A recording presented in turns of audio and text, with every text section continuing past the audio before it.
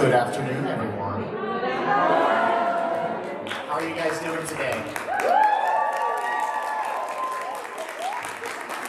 You guys are here, and we're here, so we're actually just going to go ahead and start this panel a little bit earlier. How about that? Awesome. Well, my name is Brandon. I'm with Guest Relations. I'm going to be your moderator. Usually I'm a lot more high energy, but not on a Sunday afternoon. No, I played myself last night. I stayed up way too late. Party Paimon. Yeah, if you saw a Paimon last night with some light up shutter shades, that was me. I was party. That's my alter ego. I've become Party Paimon. In the house. All right, so. Without further ado, I'd like to introduce you my friend, my assignment, one of my buddies. Please welcome Mr. Zeno Robinson.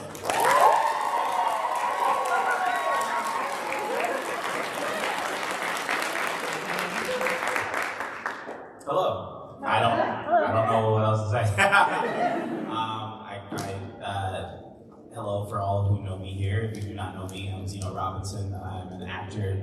I voice in a lot of stuff. A lot of people are here because I voice Hawks from My Hero Academia, Hunter and Owl House, and Go and Pokemon, and many more. Ty and the Digimon reboot, and Thrash and Transformers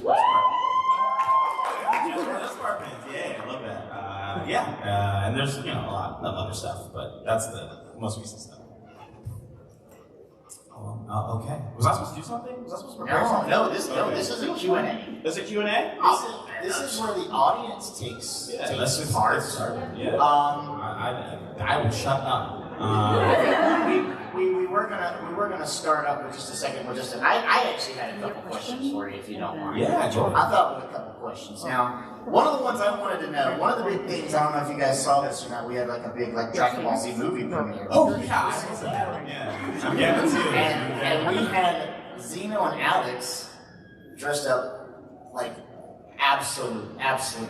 Oh, thank you. That people were telling me that you just stole the show on the red carpet. Oh, that's so nice. So what I was want to ask is, was this your first movie premiere, and what was going through your mind through all of that? It wasn't my first movie premiere. My first movie premiere was when I was announced as Hawks for My Hero Academia, the Two Heroes, the movie. Was it Two Heroes? No, Heroes Rising. Heroes Rising. Two Heroes was the one before. It was Heroes Rising, and I dressed up in kind of not necessarily a cosplay, but the outfit was sort of an homage to Hawks' outfit. And Alex actually saw that, and he DM'd me, and he was like, "Man, I would love to do a movie premiere. This has always been a dream to dress up." And so when we were demo 1 and 2, and there was a premiere, we said, "Oh, we're definitely gonna get matching suits, and let's get matching suits." And I was like, "Yeah, I'm gonna spray paint the 2 on the back because I think that would be cool." And we looked at 4 or 5 tux places, and before actually my friend Alexis, who's here with me now, if you got a signing from me, you've seen her in cosplay. She referred me to a black-owned business that does suits, and he had the color and the size, and we got it. We got it fitted 3 days before we were scrambling. And I picked him up. Alex came to the house. He got the suit from me, and then that night he texted me that he got the 1 on the back. His friend made a 1, and I was like, bro, because I thought we weren't gonna do it. Because we weren't sure how to spray paint, we weren't sure how to fit it on, but he just somehow magically made it work. So then that forced me to magically make it work. And so me and 2 of my friends, we stayed up really late, testing out a bunch of different backup suits that I bought. On the spray paint didn't work, so we tested out on the vinyl, spray painting the vinyl, then ironing on the sticker. And so also shouts out for them for making the 2 on the back work.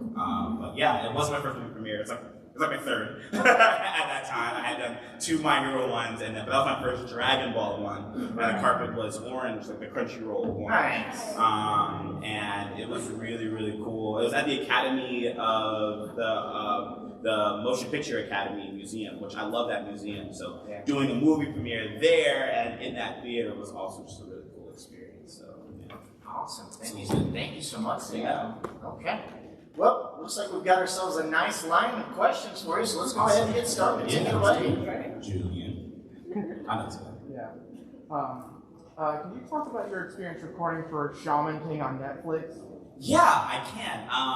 Shaman King, I auditioned for Yo, and I think that's it. And then I got a call, an email that was like, hey, we're shooting Shaman King to play some background people, and I was like, okay. And so they were like, oh, we have this one guy for you.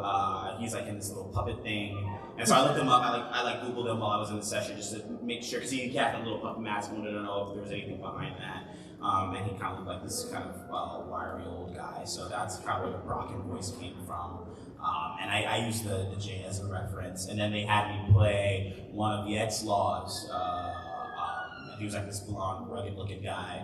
And so I had to try to come up with a different voice for that. And then they had me play this like Anubis guy. But it was just all like, I would do a session and he would just like throw a guy at me. And I was like, okay, let me like make up a voice on the spot.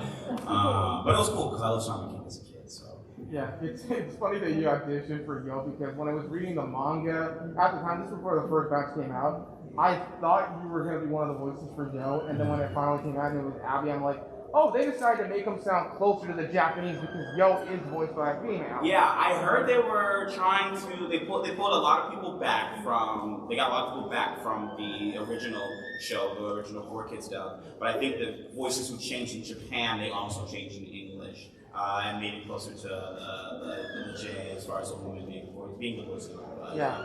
Also, the show is done by BSI, and fun fact, I learned this from Katie Tang and DC Douglas, but that dub was done via Rhythmo Band.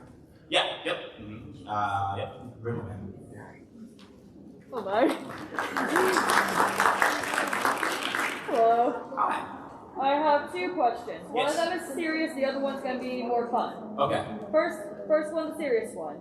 Was there a role that you auditioned for or you got called for that you didn't expect to get, but you got? From Tokyo Revengers. I actually expressly asked that studio, which is something you're not really supposed to do, but I asked if I could play Smiley. And my agent was like, there's no Smiley, they got that covered, but they offered you this guy. And so I looked him up and I was like, who's he? My experience with that studio, I don't think it ever lent itself for me voicing Hongo. So I was like really curious as to why they offered that to me. And even the first couple sessions, I kind of didn't get him at first. I was like, I don't understand this guy at all. Like, I don't get why they picked me for him. But that was one where I was like kind of like confused until like I eased into it. Yeah, I think that was your question? That was the first one. Now we have the fun one. Fun one. So, in your professional voice acting opinion of Hawks, if Hawks had a to-go or favorite adult drink, what do you think it would be? A favorite adult drink? I don't drink, so I have like no. It doesn't have to be adults. It can also be friendly and whatnot. Yeah. Mocktails. Those are good too. I feel like Hawks probably would like a bit of sake. I don't know. Like I feel like it's probably why his voice is so sweet. Straight up or cocktail? Huh? Straight up or cocktail? Mocktail, whichever one. Probably warm sake. Yeah, straight up. Yeah. All right. Thank you so much. Of course, thank you. I feel like casually, like I was gonna say soju. Soju was my first thought. Yeah, it's like that's so sweet. Thank you. Hi. Hi. So I need to know this question. It's okay if you can't answer it. Hunter and Willow, what's going on there? They're friends. How do you feel about Hunter and Willow's relationship? And I'm your Aunt Willis, so you can't lie to me. I feel like their relationship is a solid, strong, advanced friendship. Am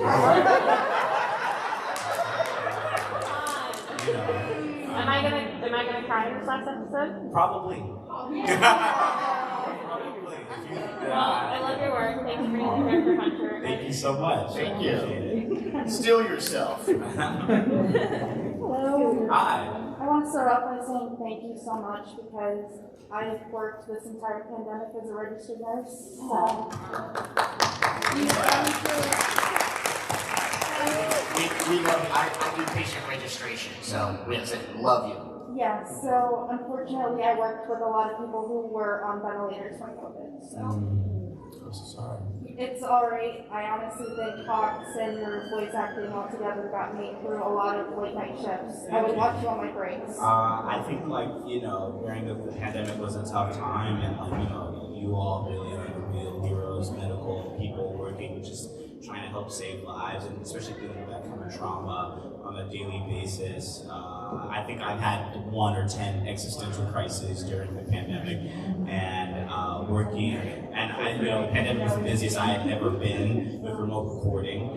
So I was working 9 to 6 every day, recording an anime or a show, and really online was the only way I would know people felt about it, and so it's a give and take, I do it to help ease and comfort during that time, especially people can only turn to those kinds of things. So I felt personally like it was my job to help give back in my own way.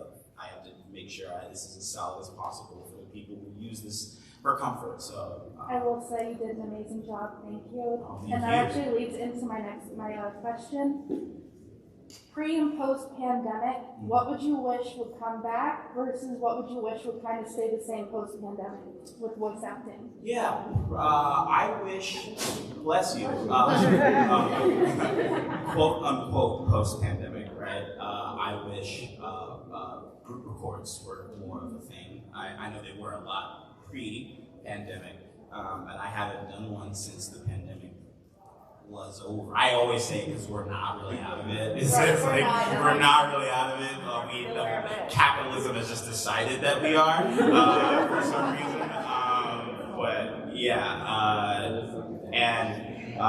But I do wish remote recording was still as much of a thing. Anime, especially Crunchyroll, has gone mainly in-house since the pandemic was over, and I do wish that the gates were a little more still open, so that I just think it's just more accessible for everyone to be able to work.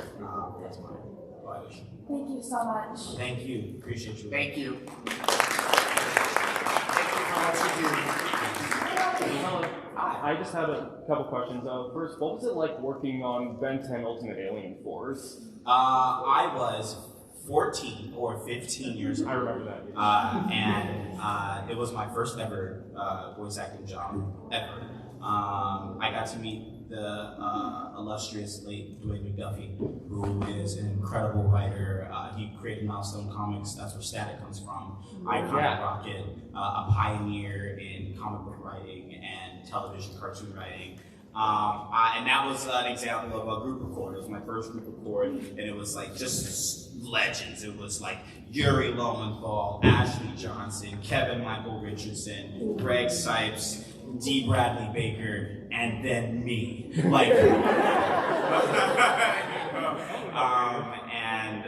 It was an incredible experience. It was my first sort of close up, look at voice acting and the industry and what it looks like.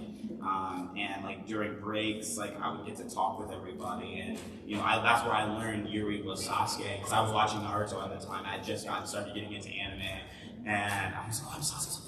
You're Sasuke, oh my gosh. And so I used to bring this book where I would get everyone's emails, and actually Yuri's birthday just passed a couple weeks ago. And one of these birthdays, I'm going to share this string of emails. I was such an annoying 14-year-old. He was so nice, and he was so generous, and he would answer so patiently and honestly to this kid we had just worked with once, who would always email and be like, I just heard you in the Sting, and you're so cool, and yeah, I'm gonna share this with you. But yeah, it was great. It was a great experience.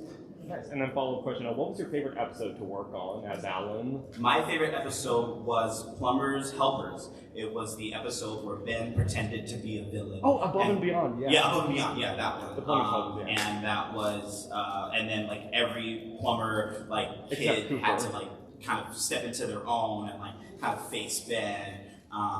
And that's episode of season 4. Yeah, it was great because it was the first time Alan got to interact with some of the other Plumber's Helpers, and Manny, that was my first time. I don't know if I worked with Ari Bateman at that time, but it was my first time with with Alan being a part of like a group outside of the couple episodes that he was in, and we were sure there was gonna be a spin-off from there. We were sure. So that was my favorite because Alan got a lot of character development in that episode. Yeah, it is one of the best episodes, not only season 3, which is not on my order race, but also of the franchise. Yeah. Thank you. Yeah, well, thank you. Of course. Excuse me. Questions. First, what's it like being an icon? An icon? I don't really consider myself an icon, but it can be a lot of like, I guess, pressure to be sort of like sort of in the public eye, like a public figure. Yeah, it really makes me sort of aware of like, I have to be like hyper aware of like what I do, and like I try not to like offend anybody or harm anyone, and also I have to try to keep a high quality of work in order to sort of meet a standard that I've established. But hopefully don't. I appreciate it. But yeah, I just, God, don't idolize me, please. I'm a human being. But I appreciate that. That's fair. Second question. So I'm an aspiring voice actor. The only work I've done so far is in like horror podcasts. What advice can you give to someone who wants to move into like animation? Just keep doing what you're doing. Are there any secret classes I need to take? No, there's no secret. I'd say my secret sauce. I took a Charlie Adler class, and he does mostly like virtual now anyway. But he's the one who sort of changed the way I work, and I saw results like after taking his class a few times. But there's no secret. There's no secret classes. You're already working, so clearly you're already doing something correct. The only thing I wish to impart to you is just keep doing what you're doing, keep working hard, believe in yourself, and remind yourself that you love it. It's gonna happen. It's gonna happen. Just keep going. Thank you. Yeah, of course. Interesting story about that. I met someone at Anime Expo, and they asked me a similar question. They were like, I'm an aspiring voice actor, and it's been really hard. I've been auditioning and nothing, and it's been really tough. I'm thinking about giving up, and I said, don't. I said, see how much your life can change in a year, because it's all it takes is 1 or 2 or 3 great jobs, and it happens all at once. And I talked to him for a bit about it. It's like, remember why you did it, remember that you love it, remember why you started. And then I just saw him again at anime something in LA, and he was telling me he had worked on like 12 projects since the last time I talked to him. So just keep going.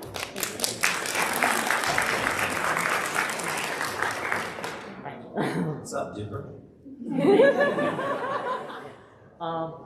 Yeah, just another kind of question about voice acting and the range of your performances and the different roles you have. So just like, when deciding on like a voice for a certain character, not anyone in particular, but is it a lot of like working with the show, like the showrunner and the creator for finding the voice, or is it more like, is it a group effort, or is it more like a personal, like looking at the character, looking at the script, and kind of figuring out, this is kind of how I imagine this? Yeah, I think it's a little bit of both. I think most of my work is audition based, so like I initially audition for the character, and I present an idea, or it's on like, this guy can sound kind of like this, or maybe kind of like that, and it's in 1 take or 2 or 3. I don't recommend 3, but I am a weirdo. And then sometimes they'll hire me based off an audition, and they'll be like, oh, we thought you were great, or they'll hire me and say, we want something a little closer to take 2, or you'll get a call back, and they'll be like, hey, we loved your audition, we loved your energy, but we think you tried to sound a little too young. Let's just do something close to your regular voice and see what it sounds like. So it could be a mixture of multiple things at once. I'd say for you, just present your gut idea, your instinct idea, the thing that most creatively is satisfying for you, and then they'll work with you to achieve it. Thank you.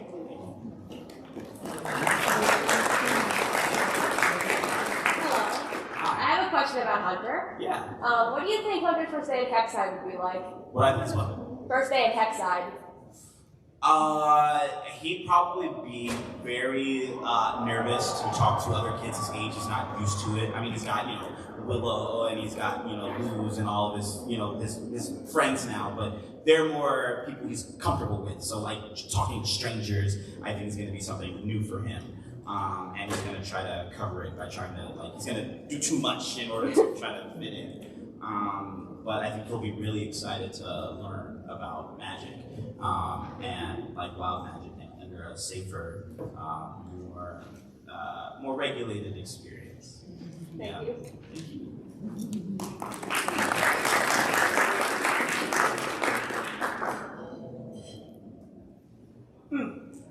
Hiya. Hi. This question is Pokemon related. Okay. What was your favorite moment portraying Go?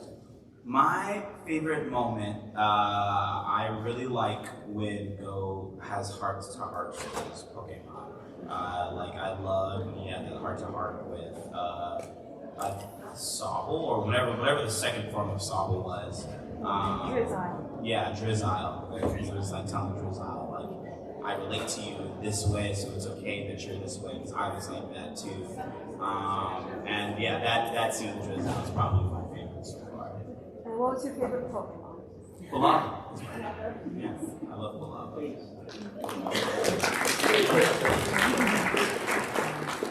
Hello. Among other things, you were Fogado in Fire Emblem. I was Fogado. So how was that? Do you have any previous experience with the Fire Emblem franchise? I do. I started playing Fire Emblem a long time ago with Path of Radiance. Tellius, everyone. Thank you for being on. But I started playing Fire Emblem with Path of Radiance, and I fell in love with the franchise from then on. I had Awakening. Straight enough, I haven't played Fates or Three Houses, but I love Fire Emblem. And I previously played in Heroes. I was Ross from Sacred Stones, and Zhark from Tellius from Path of Radiance. And so I was cool with that, because I was like, hopefully one of these games gets remade and then I can be in Fire Emblem proper, because I just really wanted to be in that franchise. And so, you know, I got this audition and I was like, oh God, it's fire. And the references were Donald Glover and Chance Perdomo from Sabrina. And I was like, oh, this is perfect. I said, Donald Glover, I'm in the bag. I got this one. And yeah, when I got the call for Fogado, it's some of the most fun I've ever had, and I really wanted to like make it really special, because it was special for me. It's just a long time fan of the franchise, especially playing a unit of color, right? And then my sister was voiced by Danny Chambers, who I love, who's also like a big sister to me. So it was just like kind of this perfect meeting of a lot of circumstances that just really made the character really special to me. So I gave it like 155,000%. I'm glad you like it. He's great. So good. Yeah. Absolute delight. I was also wondering, are there any other video games that you have been in or would really like to be in that mean a lot to you? I would love to be in Persona at some point.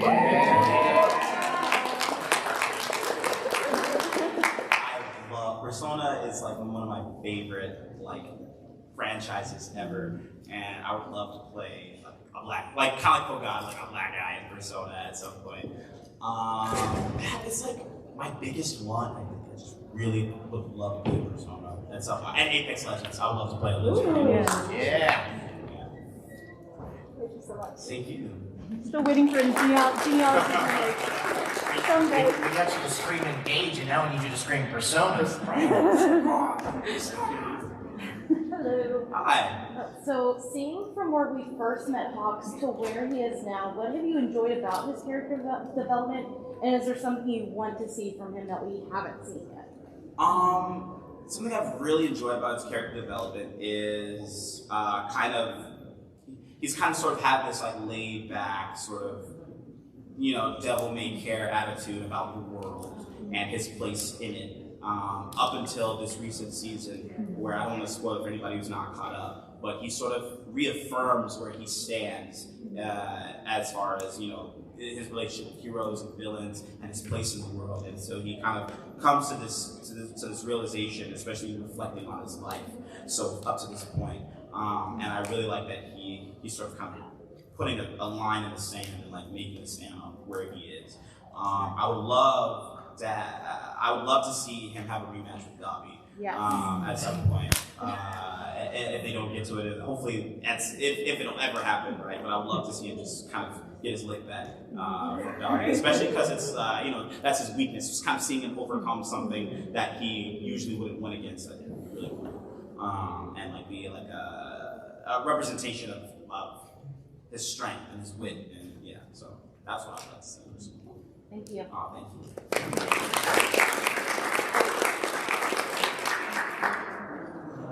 What is your favorite headcanon about a character that you have played? My favorite headcanon about a character that I play?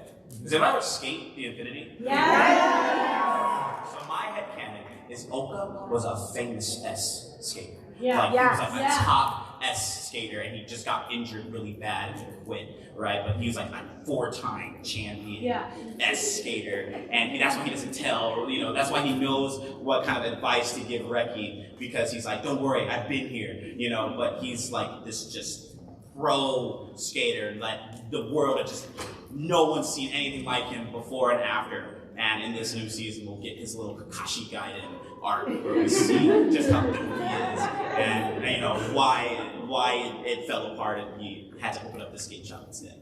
And more than likely, he'll just be an uncle in season 2. But that's my opinion. Yeah. Thank you. Are you Saber? Violet Evergarden. I always get them confused. Same. I always get Saber as well. Maybe it's the sword. No, Maybe you're the right. He Saber does look a just bit have to have similar to Saber. It's the color scheme. And the hairstyle. And the hair, yeah.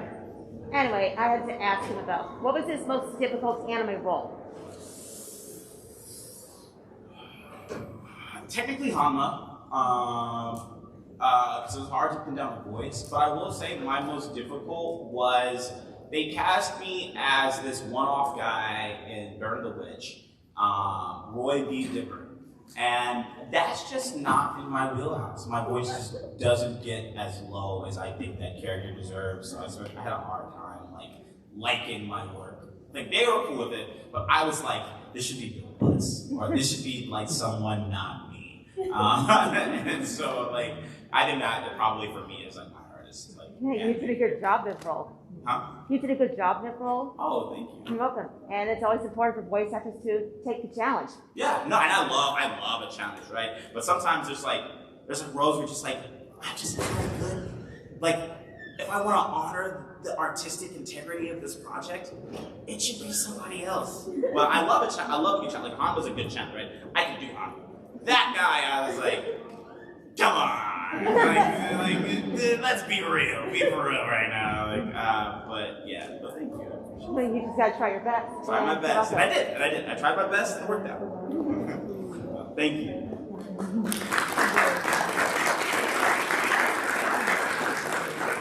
Hello. Hi. I was wondering, what's your favorite line of Hunters, and could you say it? Well, my favorite line of Hunters so far right now is, now flat. I may not like who I am right now. Or I may not be who I want to be right now, but I like who I am. It was such a great line.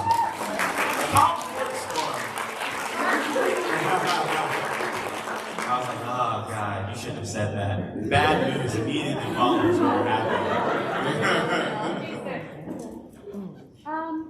My question is, in the Owl House, who's your favorite character other than Hunter?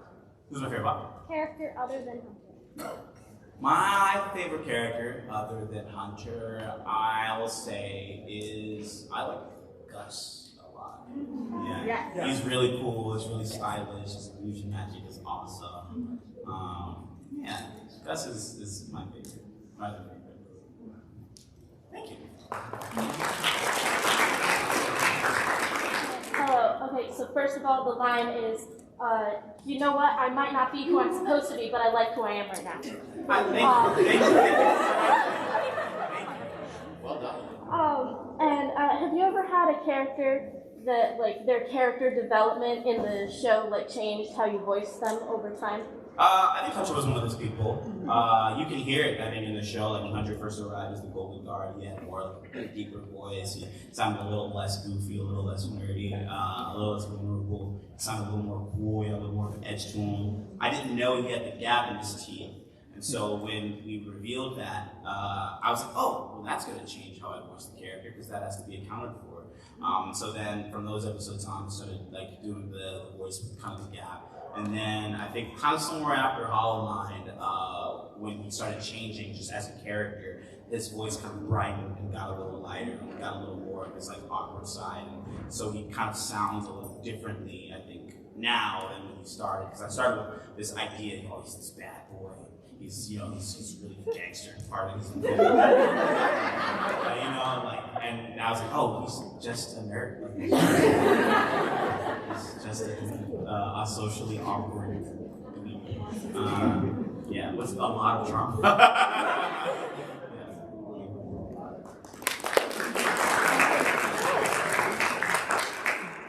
What's the average day like as a voice actor? The average day of a voice actor is a lot of times you get up. If you're recording from home, you'll wake up 30 minutes or an hour before your session, sometimes 15 minutes before your session. And you'll go in your little home booth from 9 to usually typical sessions are between 2 and 4 hours, so 9 to 1 or 9 to 11 or whatever. You'll do your first session and you might be done. Or you might have more sessions that day, either in studio or at home. So if you're going to the studio, you can travel, you can go to the studio. Or you wait at home until your next session and then you do it from like 1 to 4 or 1 to 3 or 1 to whatever, or 2 to 6 maybe. And usually most sessions are done by 6. And so some voice actors, they go about their day and they go, you know, get tea or rest their voice. Or you'll have, you know, somewhere between 2 to 10 auditions to do. So you'll do your auditions. And depending on what kind of voice actor you are, those may take you until the rest of the night, 8 o'clock, 10 o'clock, or they'll take you an hour. That's kind of, it's always fluctuating, but it often starts with a session, and then after your session, you do your auditions, and rinse and repeat. Thank you. Oh, thank you. That was actually a really good question that I've never heard you ask before. Yeah, that's a really good question. Hi. Hi. So I have 2 questions. Yes. The first one is, how do you feel now that Luz and Hunter are going to be siblings? I feel great. I remember the Hunter Naceda thing I did that Twitter blew up about, so I took it off. I said, maybe I should have done this. But I love it. I love that Hunter has a tribe, and how powerful that is. That, like, you know, Luz considers him family, and he clearly also like was hesitant to, but also I personally does consider her family as well. Second one, this is for my friend Cass. They want to know, what would it be like if Hawks and Hunter met?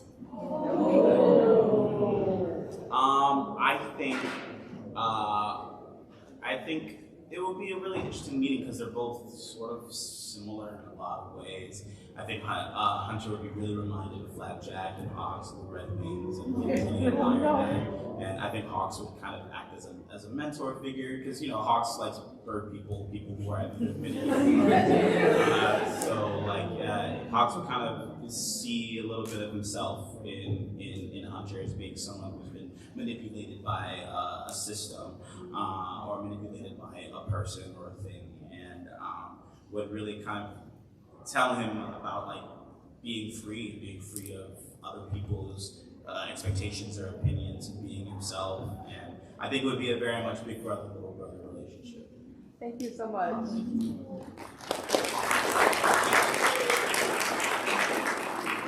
Hello, I have 2 questions as well. One, what was it like to join the echelon of voice actors that voice act within like the Justice League and like the DC universe when you were like Cyborg? And then part 2 of that would be, how did you try to make Cyborg your own character and not be, you know, from Teen Titans or with the New 52 movies? Right. I actually used the New 52 as a lot of research when I was doing it. There's a particular story, I don't remember, when Cyborg looked more human, and he like that I referenced a lot, and I like read out loud and practiced a lot when I was preparing for Cyborg. It was really, Young Justice was one of my favorite shows back in like 2012 when Cartoon Network unjustly canceled it. As it's just our pattern with our show, like unjust cancellations every season. We have to fight for it every season. But it was my favorite show. I was like ranting on Facebook about it. Like I signed so many petitions, and so the story of Howard and Cyborg is crazy. And that's, I can skip that for another time, so I'm going to answer everybody's questions. But I will say, like, it was absolutely like a dream to join everyone on that show. And I, that was back when we were doing group reports before the pandemic. And like, I mean, like, just the amount of talent in one room is like Nolan. I've been in the same, like, Nolan North on one side and like Joy Baker. And I remember sitting between Nolan North, and then it was me, and then it was Jesse McCartney, and I was like, oh my gosh, Jesse McCartney, I love doing Kingdom Hearts. Oh my gosh, I had to say, I was like, it was just, I just want to say, I know it's not official, but I love Kingdom Hearts, I love you as well. And they would just like joke. Nolan North is such a professional. He's so professional. Like he can sit and be like having a conversation, even though he's not supposed to, in the middle of our session, and then they'll be like, "No, it's your line." He'll deliver the line perfectly, and then go back. I was like, "How do you do this?" But I was incredibly honored when they told me that I would be Cyborg. It felt like a lot of culmination of a lot of classes I was taking, and things that I was doing. It's that was what that was for me. I got to be in this show that I love. Making it my own, I did use Corey Payton as a reference. He's just the OG. But I just kind of sort of stuck to my own voice and my own range, and just try to honor emotionally the text. And I tried to give a little bit of Corey in there. He gave me a hug once. It was cool. He played my dad, which was awesome. Outside of he plays everybody else in the show. Did you get to work with Romano then? I forget her first name. Andrea Romano. I did. Our voice director on Young Justice was Jamie Thomason. Okay. Andrea Romano, I did get to work with on Ben 10. She's the voice director on Ben 10, so I did get to work with her before she retired. You were wonderful in Young Justice. Thank you so much. Thank you for watching.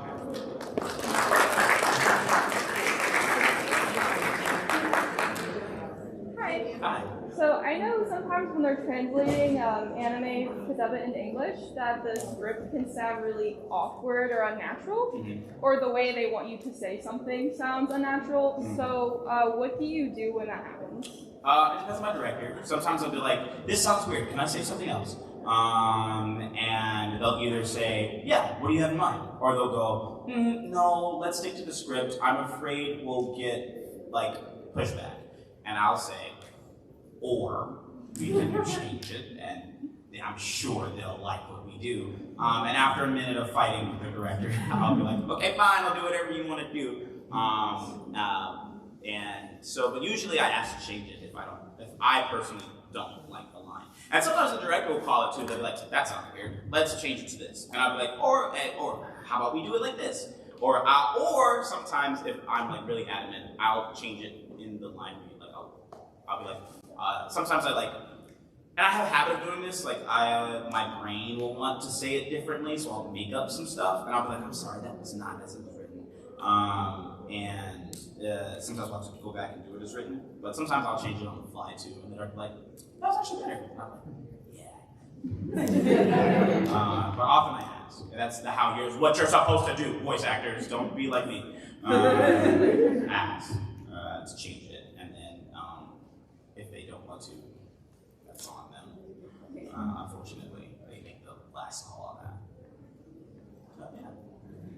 Thank you.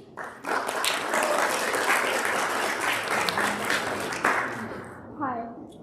This may be a bit of a sad question, but how did you feel during that one scene with Flapjack?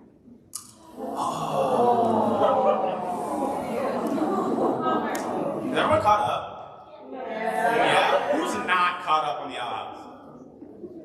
1, 2. Thank you. Okay, 3. That one scene with Flapjack, I was like, okay, guys, really, no way we're doing this, right? Like, come on. It's Disney. Like, come on. Let me flip to the end of the episode and see if this changes. Doesn't change. Okay. Maybe the next episode will change. Yeah, it was like it was like watching, you know, like those 90s movies about a dog, and you're like, I really hope the dog doesn't die in the end, you know? I was like, man, I gotta do it like one of those. But yeah, like it was a heavy scene, and I tried to treat it as such, and like especially like I think like Flapjack is Hunter's first friend, so like that's what that is, like that's what that is. So it was a lot for me too, because I was like, dang, can he have a break for 2 seconds? Can he be happy for 3 seconds, please? But yeah, it was heavy. Thank you.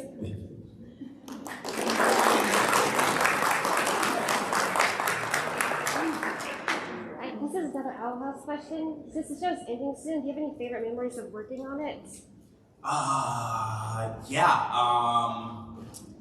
My favorite is when I first started, and we were doing ADR, and you know, Hunter has that big fight with what is her name?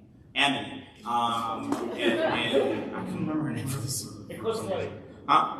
Isn't the episode Eclipse Lake? Yeah, in the Eclipse Lake episode, and I don't know if they knew that I had done anime at that point, but Dana's an anime fan, so with like all of the efforts, they were like, okay, we're gonna do this one, and then we're gonna do this effort, and I was like, can I just chase the whole scene? Like, I do anime, so I know how to chase an entire fight scene if I need to. And they were like, yeah, sure. And so I chased it, and I put all these like kind of anime efforts, and I was like, sorry, was that too anime? It's like, no, do more. And I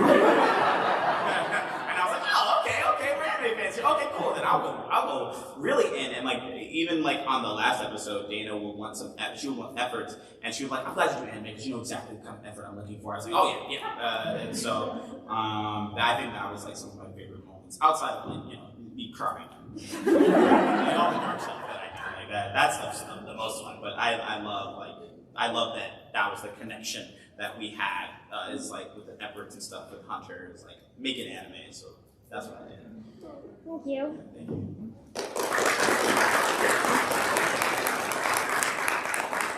Do you watch the shows and movies you voice act in, or does knowing the plot ruin it for you? I watch it, most of the stuff that I do. Now, like, I try to, like, watch almost everything I do, but especially if it's something, like, kind of close to me or something I wasn't sure about, like, I'll watch it and judge myself. I watch most of the stuff that I'm in. It doesn't ruin, knowing the story doesn't ruin the plot for me. It gives me more context, especially if I have to like improv something, like I'll have something to pull from if I know the lore of the story of the world. So it doesn't ruin it for me. I do try to watch everything. If not to judge myself harshly, to hear what the entire project sounds like altogether. All right, thank you. Thank you.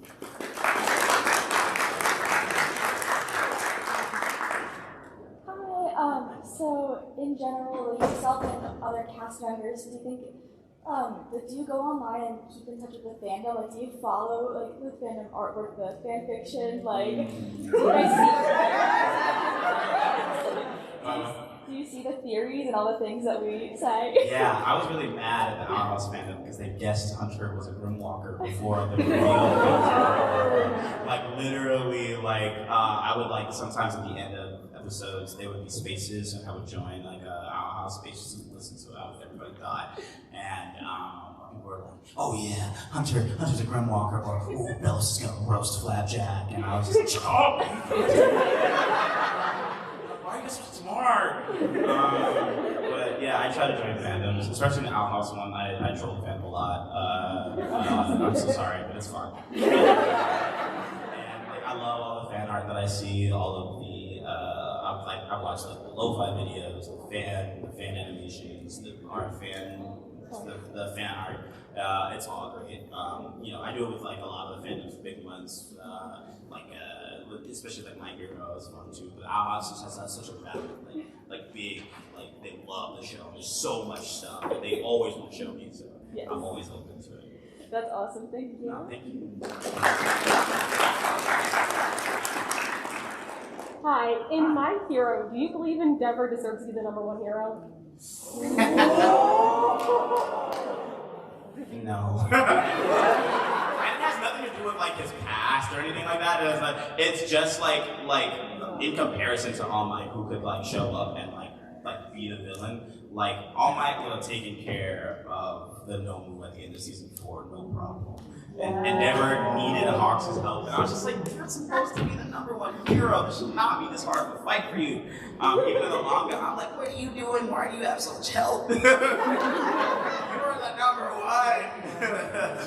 #1. So that's only why. I'm just like, dang, like, he needs a buff or something. Like, yeah, but don't tell Patrick. Don't tell Patrick. That's valid, thank you. So controversial. Yeah. Why would you say something so controversial? Hi, Zeno. Hi. Okay. Or no, stranger. Yes. Nice. So I know you really like Soul Eater. If it got rebooted, who would you want to voice, and who's your favorite character? Keelan and Keelan. Yeah. My second favorite though is Miraculous. She's so cool. Hi. Hi. Are you Reze? Reze? No, Chainsaw Man. First half of my helmet's Oh, the Chainsaw Man. It's half of it. Easier to move around. I wanted to know what it was like voicing Garfield in Re:Zero. Garfield's some of my best work, and I felt like it was getting recognized. And season 3, everybody, yeah! So I was like, woo! It's like, that show was like that. I heard like 5 scattered moves. Thank you to the 5 of you that watched Re:Zero. Yeah, it was great because I love Re:Zero. It was one of my favorite anime when it came out in 2019. I was like, wow, like no anime this year is touching the show. It's so great. If you guys haven't seen Re:Zero, please go watch it. Season 2 is kind of confusing, but season 1 especially is absolutely incredible. It's an isekai, one of the better isekai, and it's like Subaru's a character who's transported into this fantasy world. He has no magic power. Oh, he does technically, but his main thing is when he dies, he gets sent back to a specific point in time, and then he has to start over. And it's like a save spot in a video game. So every time he dies, he gets sent back to a save spot until he does something to get to another save spot, and then he keeps dying and gets sent back there. And it's like, at first you're like, oh wow, he's OP. And then you learn the psychological trauma that does to you, dying and feeling it, and then getting sent back. It's so good. It's so you get sent back and what you did that day, and then the person has no memory of it. Restarted. So like the person you met that day, they don't remember you. You know, if you made a connection with someone, they don't remember it. It's like so amazing. I love just being a part of that show. I didn't think Garfield would play such a big role that he did. And I was just happy to be in it in such a big role because I wanted to be in it in any capacity that I could.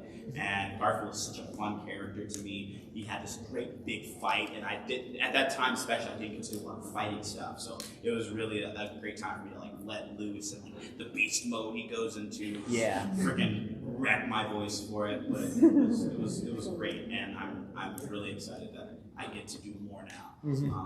Hopefully, now that there's a confirmed season 3 on the way. But it's definitely one of my like favorite, especially because there's the writing, the emotional complexity and nuances in Re:Zero. Like Garfield has this whole episode where he's talking about his traumas and stuff, and like I love it. It was great. Thank you. Thank you. I originally thought Re:Zero was going to be some dumb Karen anime, and I started watching it, and I'm like, whoa, this is far more than what it looks like. So good. Oh, it's so good. Alright, blame the ADHD for me coming back here. It's okay, we'll be back. Alright, so, understanding that you are, like, very influential, you are to be recognized, especially if you're at a con like this, have you ever, or would you ever consider going to a con undercover? Example, going in cosplay, or going in anything just so you wouldn't be able to be recognized, so you could actually enjoy the event? Yeah, I've considered going to cons and cosplay. I just want to get to a certain weight before I do that. Stop, you're beautiful. Oh, thank you, sorry. Stop that. I tend to enjoy them. A lot of the times, if a convention doesn't know I'm there, the people don't recognize me. So, yeah, so like, you would be able to just enjoy the convention without having to like, being stopped and whatnot can be great, but if you're stopped by too many people and you're not able to enjoy it, would you ever consider going undercover so that you could enjoy it? Yeah, I mean, I've never been like mobbed by anyone so far. Thankfully, like my Bryce Packer, I'm sure he'll get mobbed. But yeah, like I've gone to cons. Like I've been to LA Comic Con and just went as myself, and it was fine. No one really recognized me there. I feel like if the con knows I'm there, people will go to see me. But if they don't know I'm there, then people don't know who I am. Which is great, which is fine. It's fine. But I would love to go and cosplay, just go cosplay as well. Alright. Anyone specific you would consider cosplaying first? I really want to do Apollo Justice. Okay.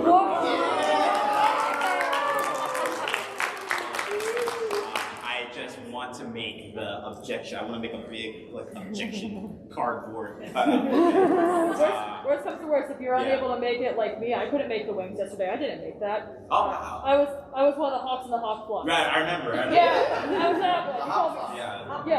Yeah, there was a whole bunch of Yeah, when in doubt, Etsy. Okay, cool. I will take to Etsy. Yeah, that's the one. I think when I'm thinking like, oh man, I'm gonna do a cosplay. I really want to do Apollo Justice right now. That's awesome. Yeah. Thank you so much. Thank you. So with voice acting, has there ever been a scene where you felt you had to basically bring up? Oh, I had to think how to word this. Trauma, personal trauma.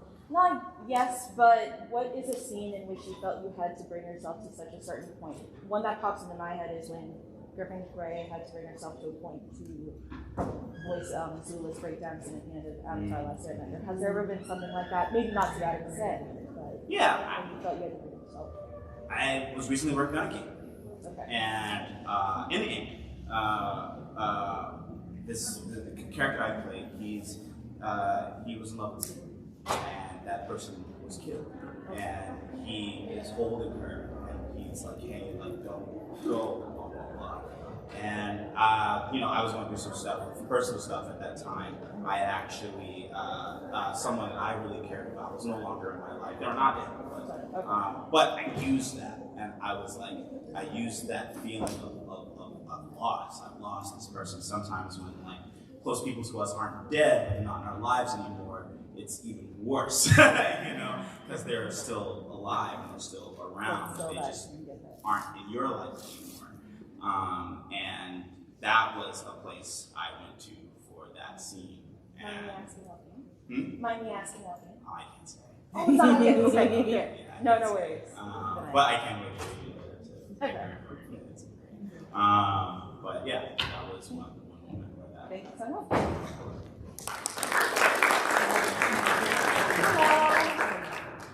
My question, my hero related, without going into too many details of this episode, I think it was actually 2 episodes last season.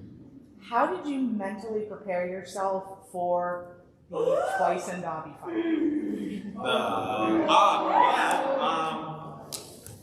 I've been ready to do that since it appeared in the manga. I've been waiting for that for years. I think it was mostly about like you like finally. I was like you're betraying a friend, and I've hurt people that I care about in my life before, whether intentional or not. Right? Usually not intentional. I don't intend to ever hurt anybody in my life. But sometimes it happens because of whatever circumstances are in your life. And so, for me, it was just like, I had to, and sometimes you have to use your imagination. I was like, what if I had to portray a friend? Like, what if we just simply did not agree and I had to portray it? And that's sort of where I went. And I kind of, in my head, when we were doing it, I was like, I kind of wanted to flip it to where I'm a little more villainous character in this situation than the other guy. So, yeah. But it's like it's a moral fight, and I've had moral quarrels with my friends. Like, I think this is correct, even though you think this is correct, and I would love for you to agree with me, but we won't agree on this. Yeah, no, like that manga reader myself, like reading that whole scene and then going in and Dobby saying what Dobby says, like Hawks is canonically the first person that knows that it's blanked out, it's blocked out, and we don't find out later. Which I thought was really cool. I felt like Dobby was a little kind of jumping on that. He probably thought Hawks was going to live with it. So that's what he said. He was like, "You're not gonna live to be able to know my secret identity." But thank you. Thank you.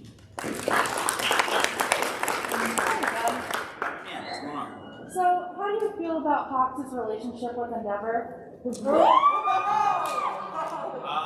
I think it's one of those like when you meet your heroes and they kind of turn out to be okay kind of thing. But also like this guy needs work, right? Yeah, work in what episode were you introduced? Like when you have the top 10 Japan heroes. Oh yeah. It's like kind of the thing where it's like I think Hawks sees like kind of the humanity in Endeavor, and he's just like that's the person who inspired him to be a hero. That's the person who kept him going, and so he's sort of kind of repaying the favor by helping him with his personal life, And then do you think it would have changed if Mom would have bought an All Might plushie rather than the Endeavor? I don't think so. I think what makes Endeavor as a plushie more important is because Endeavor, like he even says it to him, he like thinks it to him in that fight with the No move. He was like, "You're the only person who didn't sort of like give up in trying to be better or be better than the number one. Like he's the only person to just go, oh, that guy's got it. Like he Endeavor still kept trying, no matter how like futile it was or how to surpass All Might. And I think Hawks really respects that, just like in general. And I think that's what the difference between I think having Endeavor as your favorite or All Might, in that it's like facing odds that are like totally against you. Thank you.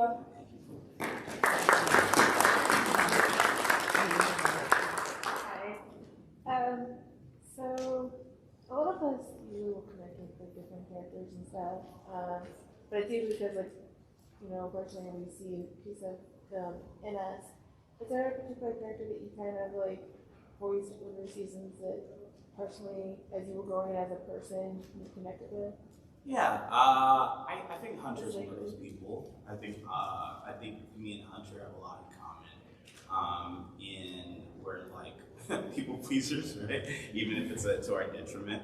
And in a way, like Hunter's support system helps him be more of himself, and it helped him kind of sort of relieve himself of this weight that he puts on himself all the time, and I think like I tend to get those kinds of characters, like even with Hawks, it's kind of sort of two sides, like this is what I present to the world, and this is what I actually am or what I actually need, and I think in kind of connecting with those, it helps me learn more about myself as well. Thank you.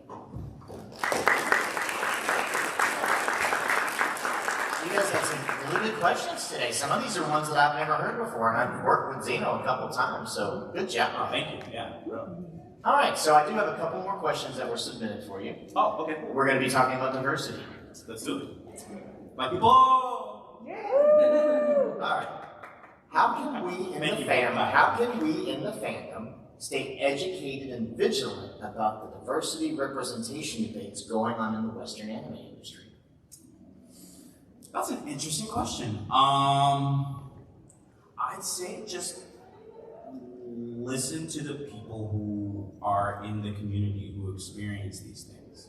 I think, and just like kind of be more aware of like who behind the scenes are making the decisions and who behind the scenes are like in the industry, like voicing your favorite characters or, but I think the biggest thing for me is a lot of the time I'll get people on Twitter who are like, oh, like, because, how come Bryce Papenbrook can't voice Onyankopon if Zeno can voice Hawks? That's like the same thing.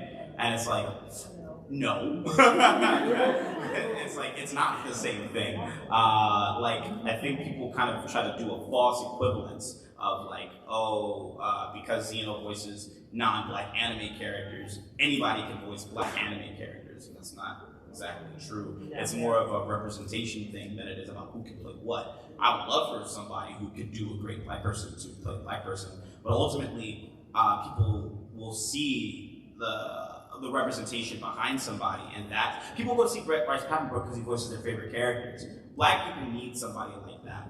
Everybody needs somebody like that, not just black people, right? But like that was my sort of intention, and I think the best thing people can do is realize that it's more about the bigger picture than just who gets to play what, right? Black people didn't get to audition for these kinds of things prior to 2020, and the only reason why it happened is because a man was murdered horribly, and the world responded.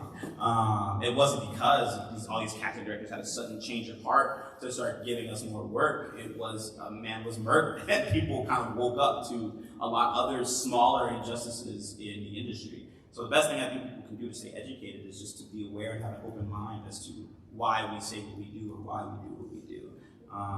It's not about like controlling who gets to play who. It's about fairness and it's about equality. Most importantly, it's about the fans. And it's not even about the fans who argue with me. It's about the fans who are younger than them, who do not think. I've gotten so many like, oh, I never thought that I could be a voice actor because I never seen anybody who looked like me do it. And it's like, yeah, because nobody's ever put someone in that position because they didn't think that they could do it. Otherwise, I wouldn't really be here. I wouldn't need to be here. So I think that's the best thing people can do. It's just like keep an open mind and, you know, just be a little more aware of the bigger picture behind some things. Right.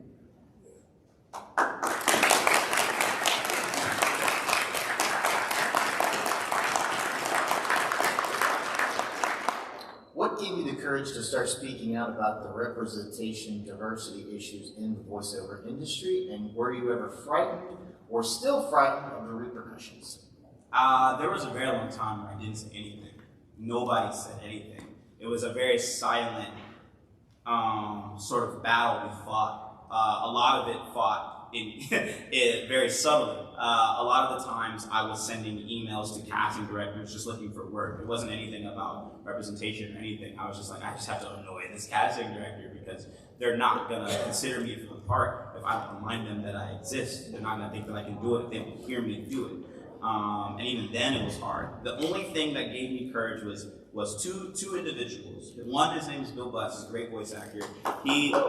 Bill sat down with a lot. He risked his entire career. When I tell you, like, we as people of color, as marginalized people, are very afraid to say anything because our opportunities were already limited. So it's like if I say something and I'm the only one to say something, it's very easy for a casting director to be like, all right, well, just blacklist that guy, and just keep it pushing. So a lot of the time we didn't say anything.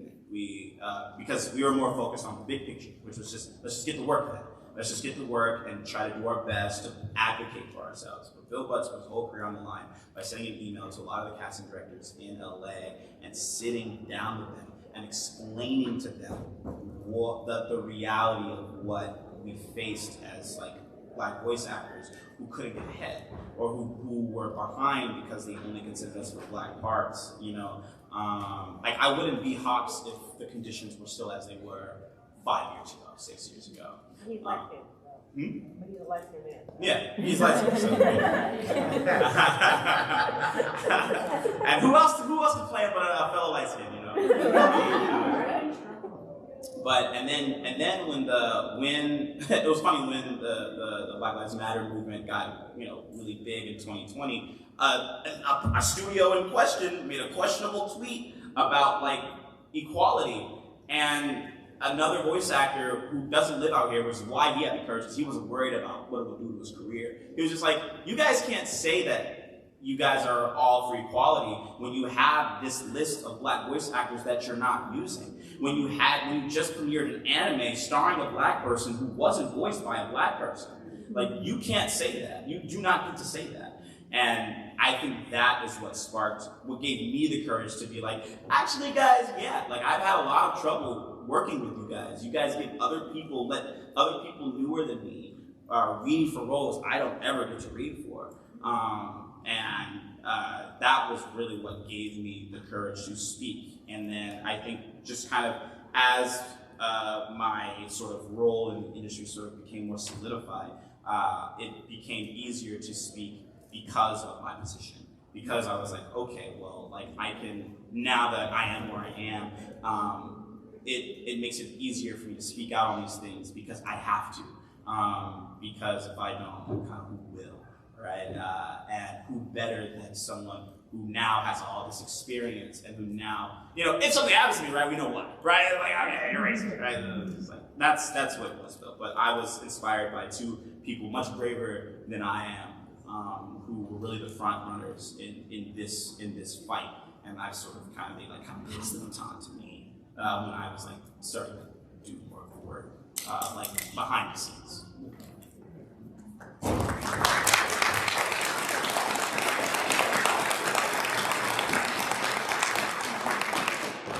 And finally, who are some up-and-coming or current voice actors we in the fandom should look out for in the diversity representation voiceover sphere? Oh God, that's such a great question. One comes to mind for me.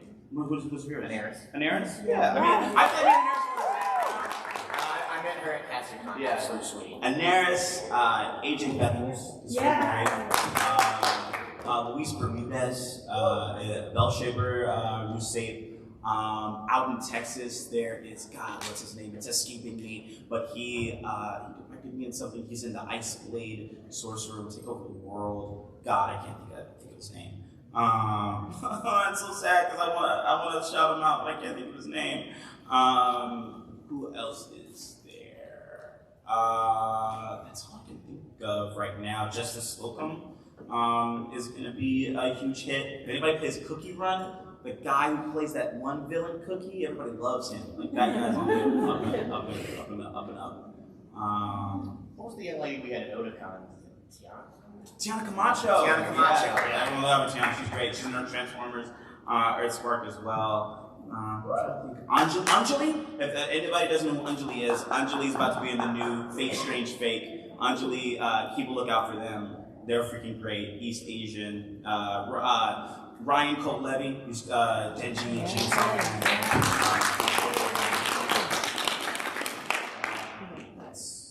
That's it. That's all that comes to my mind. I'll have to look through my Rolodex, but yeah, that's those are my people right now. Thank you so much, ladies and gentlemen. Unfortunately, we're out of time. I had a couple more things listed, but we don't have any time for it today. But like I said, if you guys want to come check us out, we've got one more autograph session coming up in Live 7. So thank you so much. Thank you all for the questions. You have some great questions. Thank you so much, Zeno.